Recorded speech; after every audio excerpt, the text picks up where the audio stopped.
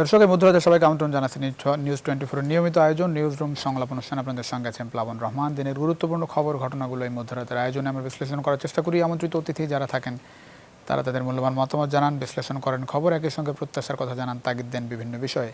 আজ আমাদের সঙ্গে 3 জন অতিথি আছে। শুরুতে তাদের সঙ্গে আপনাদের পরিচয় করি। আমাদের সঙ্গে আছেন সুভাষ সিংহ রায়, সম্পাদক বাংলা বিচিত্র, একই সঙ্গে যিনি রাজনীতি বিশ্লেষক আছেন অধ্যাপক doctor Abul Hasnat Milton, chairman foundation for doctor safety and rights, আছেন অধ্যাপক ডক্টর আব্দুল আজিজ, স্বাধীনতা চিকিৎসক পরিষদ সচিবের গুরুত্বপূর্ণ নেতা তিনি। আপনাদের 3 জনকে স্বাগত জানাচ্ছি নিউজ 24 এর নিয়মিত আয়োজন নিউজ রুম সংলাপ অনুষ্ঠানে। আমরা আলোচনায় যেতে চাই, কয়েকটি শিরোনাম প্রধান খবর একটু দর্শকদের জানাতে চাই, যেগুলো নিয়ে আলোচনা করতে চাই আজকের নিউজ রুম সংলাপে। খালেদা জিয়ার কিছু হলে দায় বিএনপির, বলছে আওয়ামী লীগ। সুস্থতা কামনায় মসজিদে বিশেষ প্রার্থনা। বিদেশের চিকিৎসার দাবি আবারও এসেছে পরিবারের পক্ষ থেকে। নটরডেম ছাত্র নাইমকে চাপা দেওয়ার চালক হারুন গ্রেপ্তার। ডিসেম্বর থেকে বিআরটিসিতে শিক্ষার্থীদের ভাড়া অর্ধেক, দ্রুত পদক্ষেপের আহ্বান। রাঙামাটির দুর্গম পাহাড়ে সেনাবাহিনীর অভিযান, AK-47 ও বিপুল গোলাবারুদ উদ্ধার করা হয়েছে। যে কোনো মূল্যে সন্ত্রাসবাদ ও জঙ্গি দমনের ঘোষণা সরকারের। তৃতীয় দফা ইউপি নির্বাচন ঘিরেও সহিংসতা, টাঙ্গাইলে নিহত হয়েছেন একজন। নির্বাচন কমিশনের ভূমিকার সমালোচনা। রাজশাহী কাটাখালীর মেয়রকে আওয়ামী লীগ থেকে অব্যাহতি দেওয়া হয়েছে। এগুলো নিয়ে মূলত আলোচনার বিষয়। আমরা শুরু করব সুভাষ সিংহ রায় আপনাকে দিয়ে। সুভাষ সিংহ রায়, আমরা একটু বাসের গণপরিবহনের বিষয় নিয়ে একটু আলোচনা করতে চাই। আপনি জানেন যে গণপরিবহনের বিশেষ করে যেটি নিয়ে এখন সবচেয়ে বেশি আলোচনা হচ্ছে সেটি হচ্ছে শিক্ষার্থীরা যে কারণে রাস্তায়, বাস ভাড়া তাদের জন্য অর্ধেক করার যে দাবি, হাফ ভাড়া, সেই বিষয়টি নিয়ে তারা আন্দোলন চালাচ্ছে। একই সঙ্গে তারা যেটি সাম্প্রতিক সময়ে যে দুটি দুর্ঘটনা ঘটেছে, একটি উত্তর সিটি কর্পোরেশনের গাড়ি চাপায়, একটি দক্ষিণ সিটি কর্পোরেশনের গাড়ি চাপায়, দুজন মারা গেছেন। নটরডেম কলেজের শিক্ষার্থী একজন মারা গেছেন, নাইম। ঢাকা শহরে তো বেশিরভাগই বেসরকারি বাস সার্ভিস চলাচল করে। সরকারের আজকে একটি সিদ্ধান্ত কথা জানানো হচ্ছে, বিআরটিসি বাসে অর্ধেক ভাড়া নেওয়া হবে। সমাধান কতটা হলো আসলে? প্লাবন, আপনাকে ধন্যবাদ। জি, এই আপনার এই প্রসঙ্গে আসার আগেই আমি একটা দিনের কথা স্মরণ করতে চাই, যে দিনটাতে আমরা পড়লাম। জি, আজ থেকে 31 বছর আগে একটা শামসুল আলম মিলন, তিনি স্বৈরাচারী এরশাদ সরকারের বিরুদ্ধে আন্দোলনে তিনি শহীদ হয়েছিলেন। এবং ডক্টর আবুল হাসনাত মিল্টন এখানে সংযুক্ত আছেন, ডক্টর আজিজ ভাই সংযুক্ত আছেন। ডক্টর আবুল হাসনাত মিল্টনের খুব কাছের মানুষ ছিলেন, কেননা তিনি অন্য রাজনৈতিক দল করলেও সম্পর্কের জায়গাটা খুব গভীর ছিল। আমরা সেই দিনটির কথা স্মরণ করছি। তার আত্মদান আমাদের গণতান্ত্রিক আন্দোলনকে অনেক বেশি বেগবান করেছিল। আজকের দিনটা যখন পড়লো, তার আগে আমি 26শে নভেম্বর যে দিনটা গেল, এটা একটা ভয়াবহ দিন ছিল। বিশেষ করে এই উপমহাদেশের ভারতের মুম্বাইতে যে হামলাটি হয়েছিল, সেই হামলায় প্রায় 164 জন মানুষের মৃত্যু ঘটেছিল, বিদেশি পর্যটক সহ 300-র উপর আহত হয়েছিল।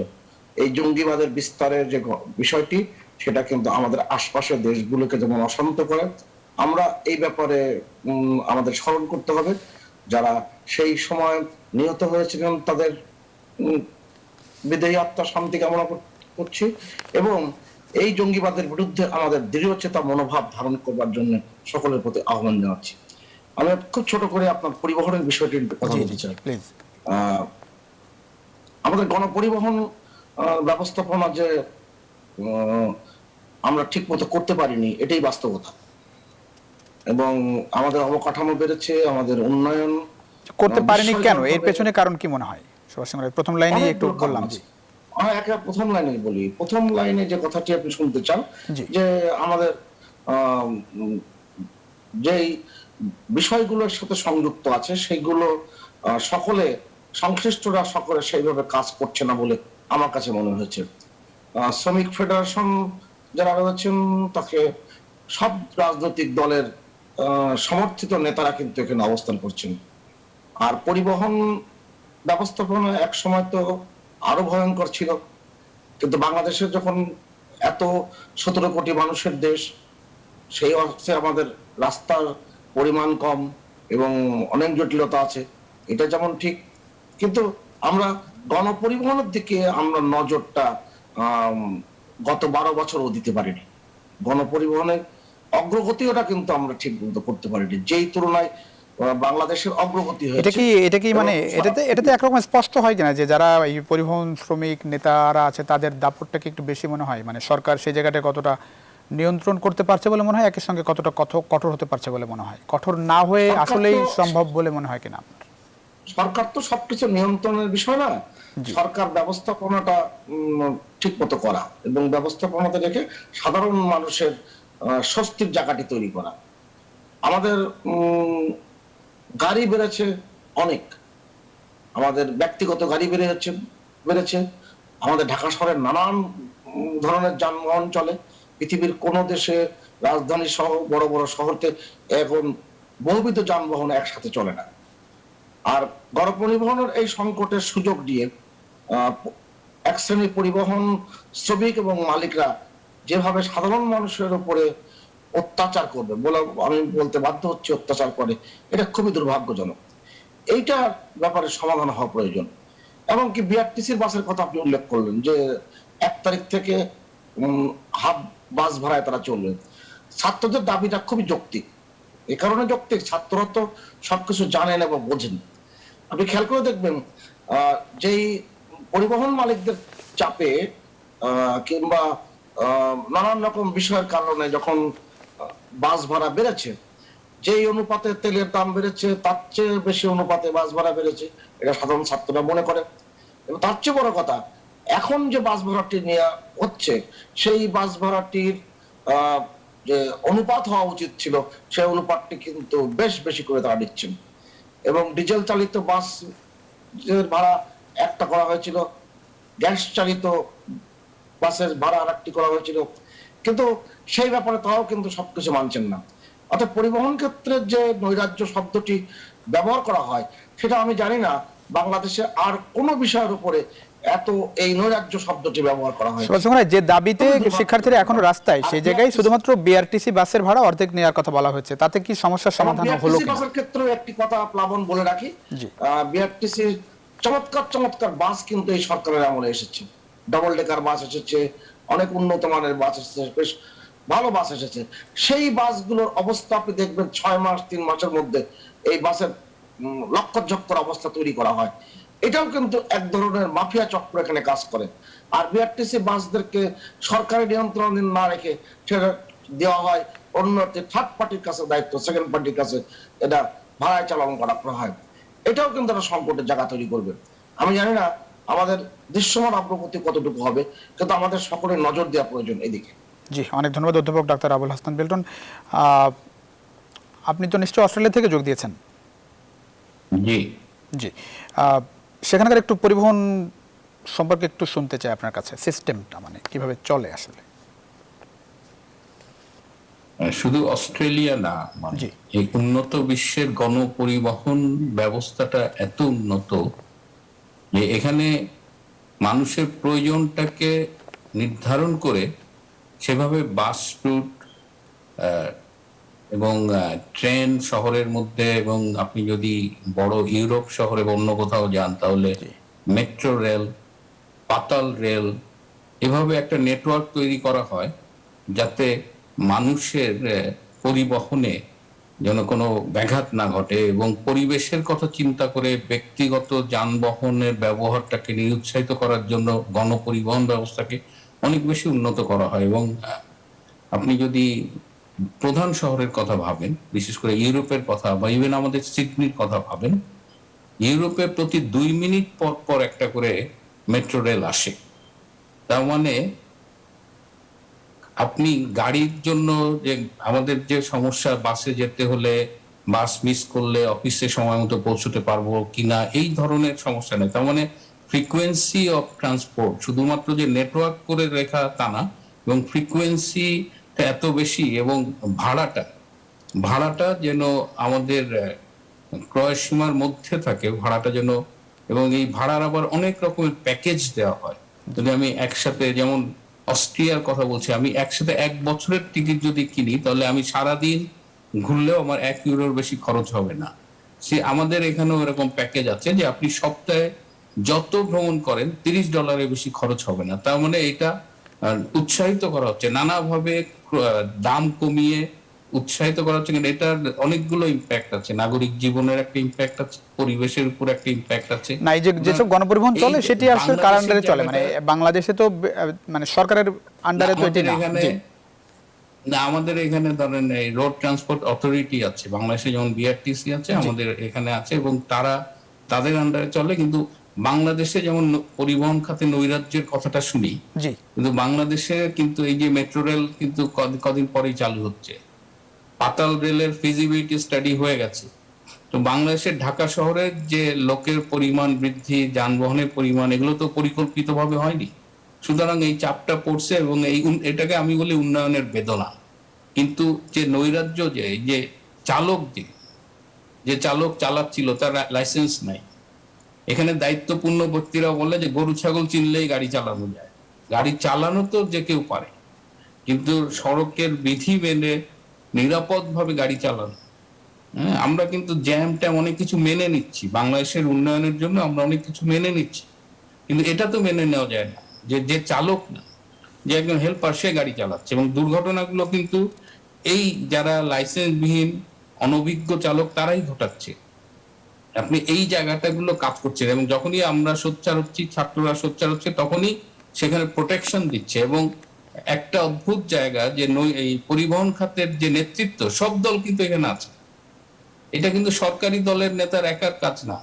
এই যে সবাই মিলে একটা সিন্ডিকেট তৈরি করছে, এই জায়গাটা কি করে কাজ করা যায়, এটা নিয়ে কাজ করতে হবে। সরকারের দিকে আঙ্গুল তোলা খুব ইজি, আমরা খুবই আনন্দ পাই সরকারের সমালোচনা করতে, কিন্তু এই যে নিয়মহীনতা, এই যে বিআরটিসি কে কেন্দ্র করে সিন্ডিকেট এবং তাদের প্রোটেকশন দেওয়ার জন্য একটি সর্বদলীয় এখন অধ্যাপক ডাক্তার আবুল হাসান বলেন, মানুষ আসলে কার দিকে আঙ্গুল তুলবে? সুযোগ তো নাই অন্য কোনো অথরিটির কাছে।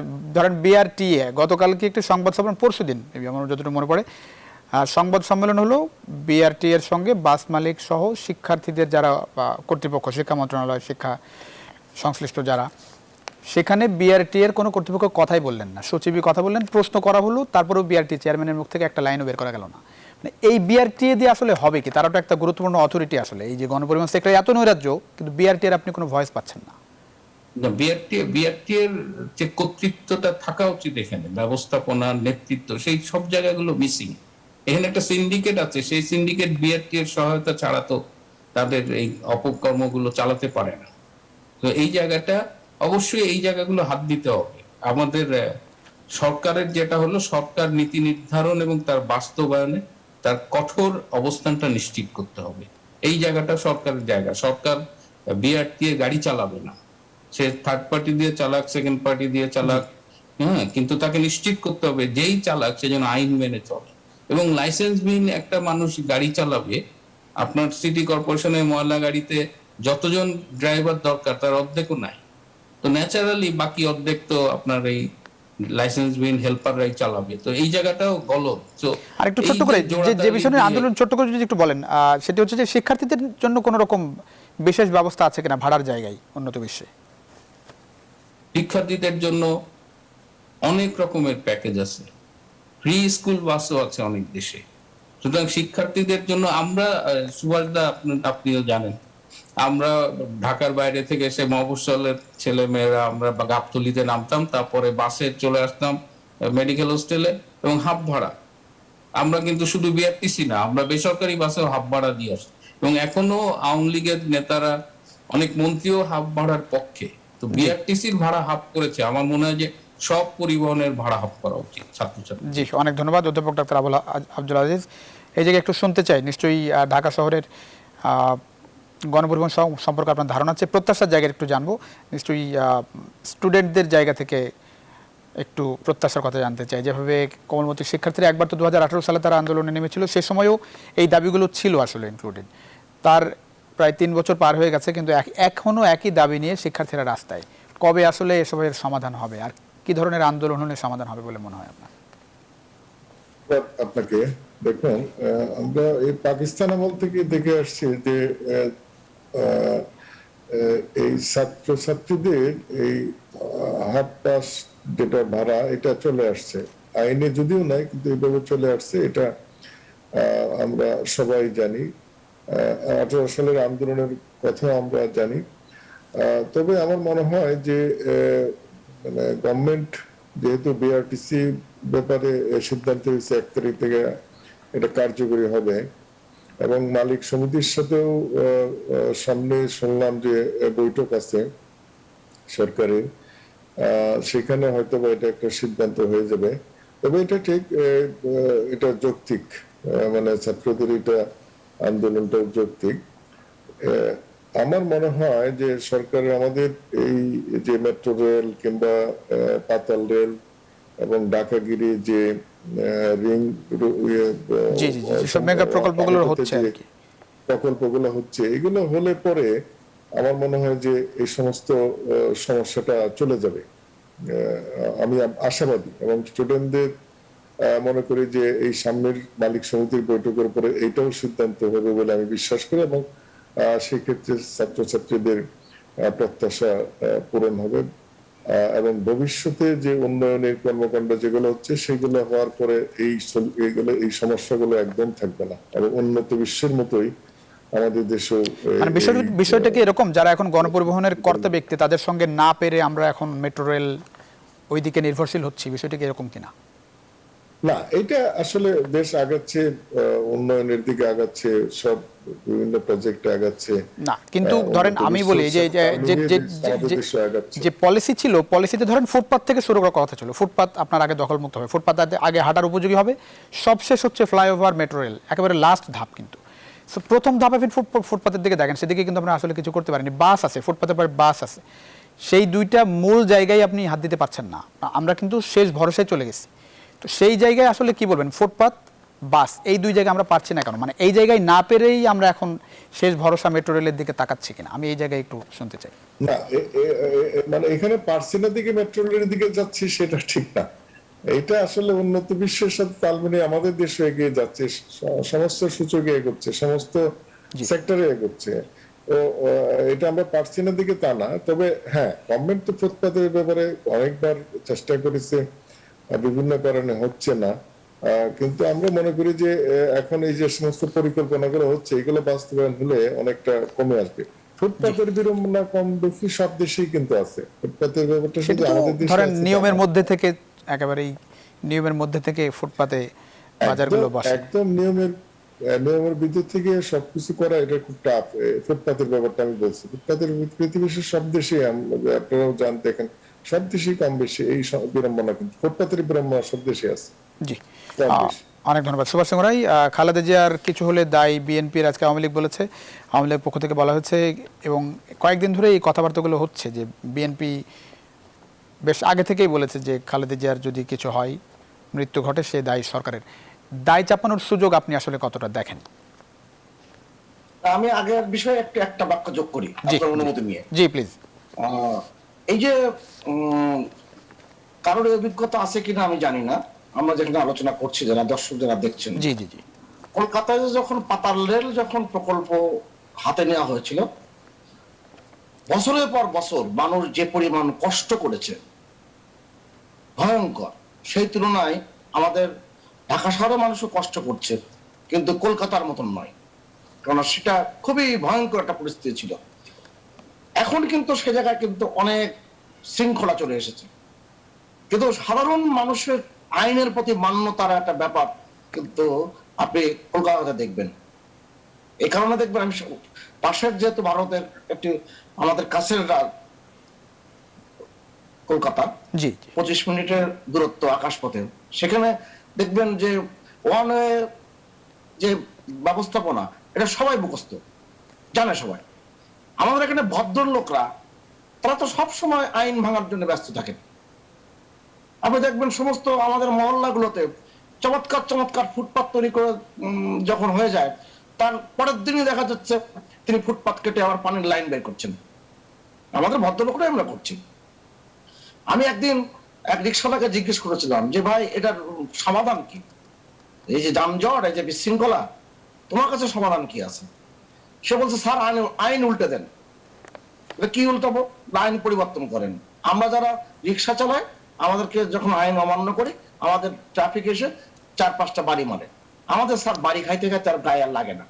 আর আপনাদের ভদ্রলোকদের আপনাদের জরিমানা করে 2000 2,500 3,000, আপনাদেরও টাকা এত আছে, আপনাদের জরিমানা গায়ে লাগে না, এটা উল্টাই দেন।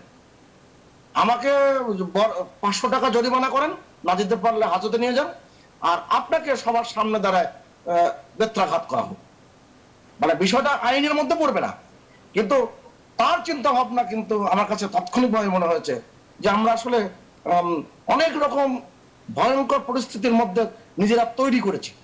যাই হোক, এই প্রসঙ্গ থেকে আপনার আসল যেটা জিজ্ঞেস করেছে সেখানে আসি। আসলে বেগম খালেদা জিয়ার চিকিৎসা নিয়ে যে রাজনীতি করছেন বিএনপির নেতারা করছেন, সেটা গয়েশ্বর রায় তার গতকালকের বক্তব্যে বলে দিয়েছেন। বিএনপির স্থায়ী কমিটির সদস্য তিনি বলেছেন বেগম খালেদা জিয়ার এই চিকিৎসার আন্দোলনের চেয়ে বর্তমান সরকার পতনের আন্দোলনটা খুব বেশি জোর। একেবারে আমার ধারণা হুবহু এটাই বলেছেন। আপনি গণমাধ্যমের সাথে আছেন, আপনি নিশ্চয়ই এই ভিডিও ফুটেজটা বের করতে পারবেন, হয়তো আপনারা দেখিও ফেলেছেন মধ্যে।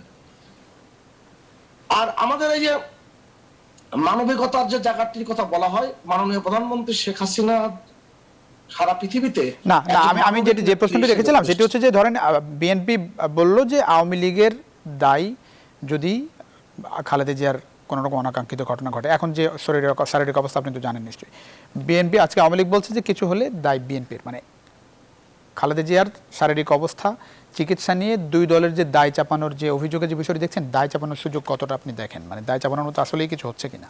এইটাই আসলে আওয়ামী লীগের জন্য দুর্ভাগ্য যে সবসময় তুলনা আওয়ামী লীগের সাথে বিএনপির করা হয়। না আমি কিন্তু একেবারে আওয়ামী লীগ বিএনপির কথা না, আমি জাস্ট গত কয়েকদিনের প্রেক্ষাপট অনুযায়ী বলছি।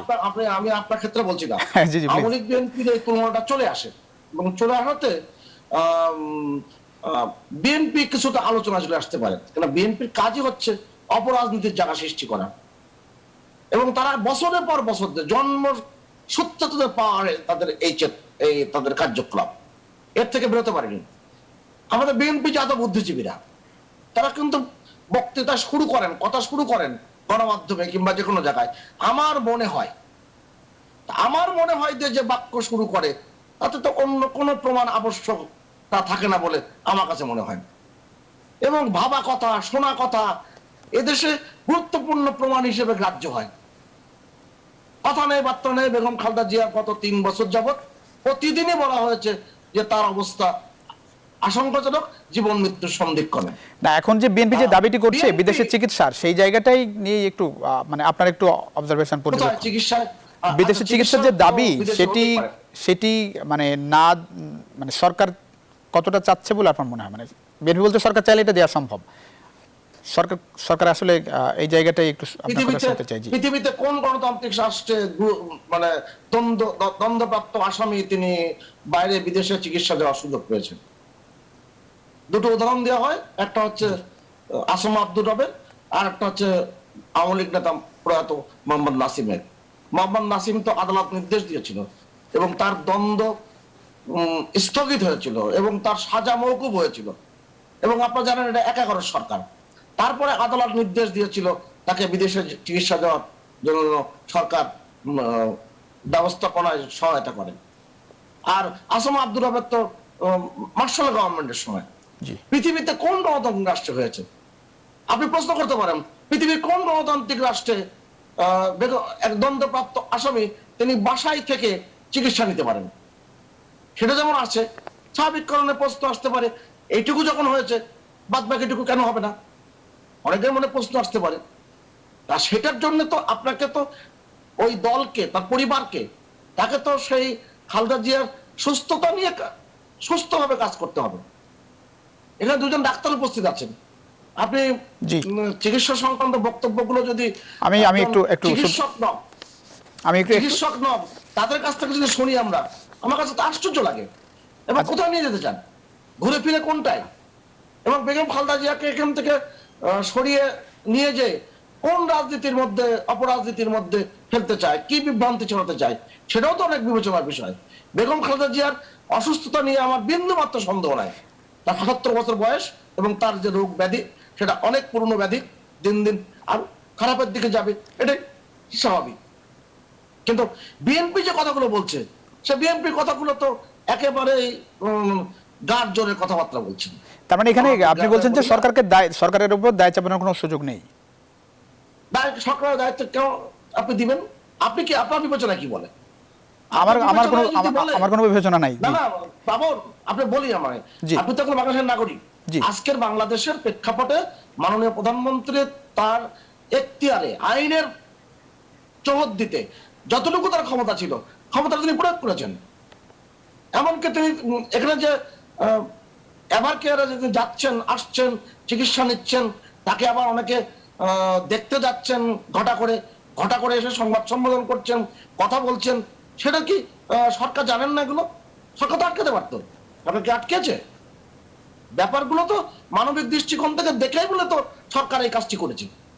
জি, আমি একটু অধ্যাপক ডাক্তার আবুল হাসনাত মিল্টন, আমি একটু শুনতে চাই বাংলাদেশের চিকিৎসা ব্যবস্থা এবং যেটি বিএনপির পক্ষ থেকে বলা হচ্ছে এখন শারীরিক যে অবস্থা খালেদা জিয়ার বাংলাদেশের চিকিৎসা সম্ভব না। যতটুকু আপনার কাছে খোঁজ খবর বেগম জিয়ার শারীরিক অবস্থা নিয়ে, আসলেই বাংলাদেশের সম্ভব না বলে আপনার মনে হয় কিনা? জি, ধন্যবাদ। আলোচনা যেহেতু শেষের দিকে যাচ্ছে, জি, জি, শুরু করেছিলেন সুভাষ দা, আমি একটু বলি। জি আমাদের শ্রদ্ধেয় ডাক্তার শামসুল আলম খান মিলনের আত্মার শান্তি কামনা করছি। আজকে এই দিনে 1990 সালে মিলন ভাইকে হত্যা করা হয়েছিল, তার প্রতি শ্রদ্ধা জানাচ্ছি। আজকে সময় পেলে একটু আলোচনা করবেন। আমি কয়েকদিন ধরে এই খালেদা জিয়ার অসুস্থতা নিয়ে একটু পড়াশোনা করছি। তো প্রথমে হলো যে ওনার আসলে কি হয়েছে, ওনার শারীরিক অবস্থা কি, এটা আমরা কেউ জানি না বলেই গুজবের ডালপালা অন্তত আমাকে দুইজন জিজ্ঞেস করেছে। একজন জিজ্ঞেস করেছে ম্যাডাম নাকি মারা গেছে, আপনি জানেন? দ্বিতীয়জন ছিল ম্যাডাম তো ক্লিনিক্যালি ডেড, ঘোষণা করতে বাকি। এটার কিন্তু কোনো প্রমাণ নেই, কিন্তু গুজব ছড়াচ্ছে। প্রথম কারণ হলো আমরা জানি না তার অবস্থাটা কি। সুতরাং প্রথমেই আমাদের, যেহেতু তিনি একটি জাতির জন্য গুরুত্বপূর্ণ ব্যক্তি, দণ্ডিত আসামি হলেও এবং অনেকের তার সমর্থন আছে, তার কারেন্ট স্বাস্থ্য অবস্থাটা জানাতে হবে।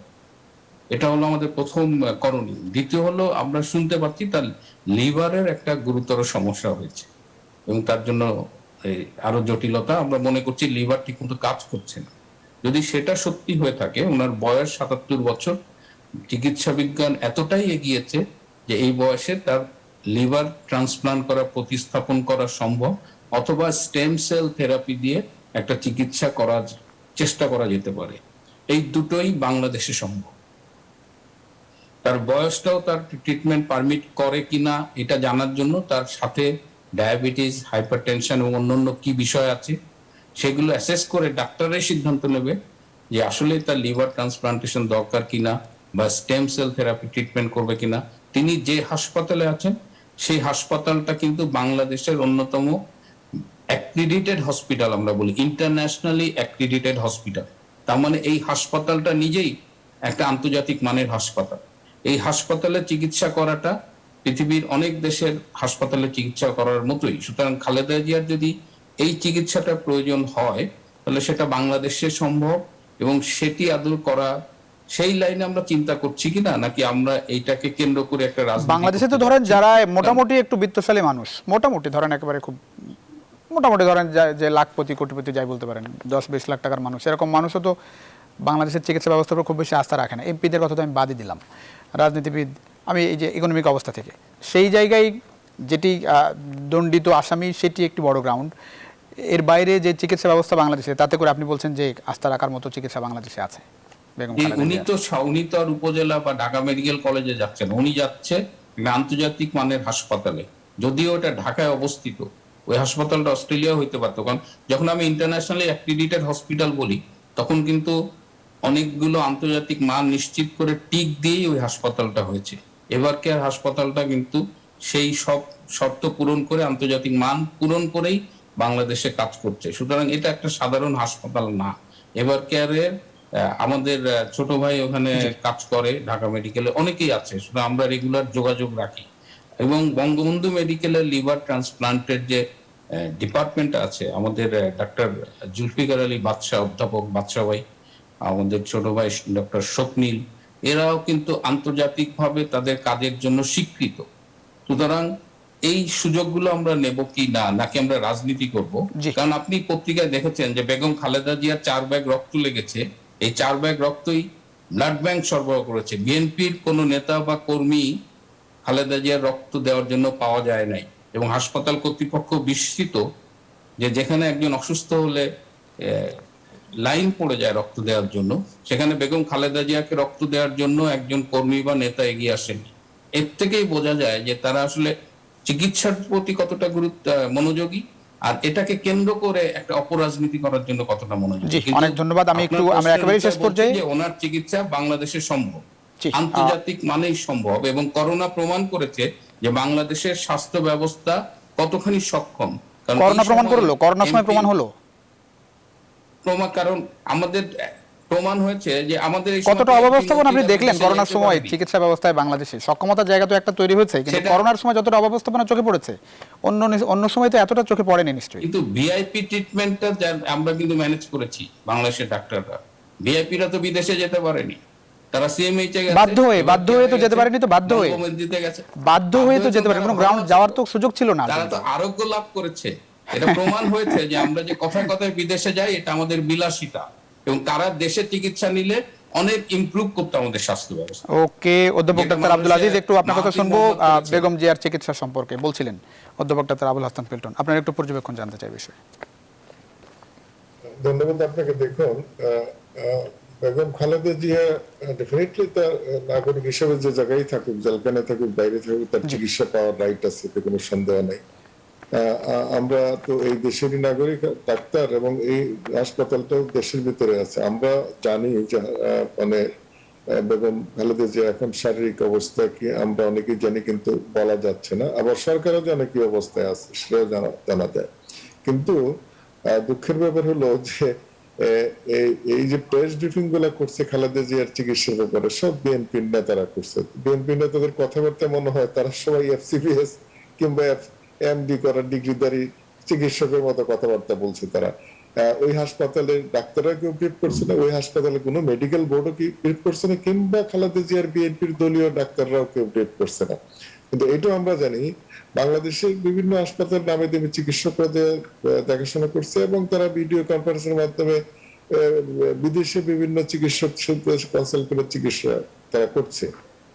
কিন্তু আমরা যত জানি উনি তার কেবিনে নেওয়ার শিফট করার কথা ছিল, তারা নিতে দিচ্ছে না। আমরা একেবারেই শেষ পর্যায়ে অধ্যাপক ডাক্তার আব্দুল আজিজ, একেবারেই দুর্ভাগ্যজনক আমাদের, জি একটু এক লাইনে যদি শেষ করেন।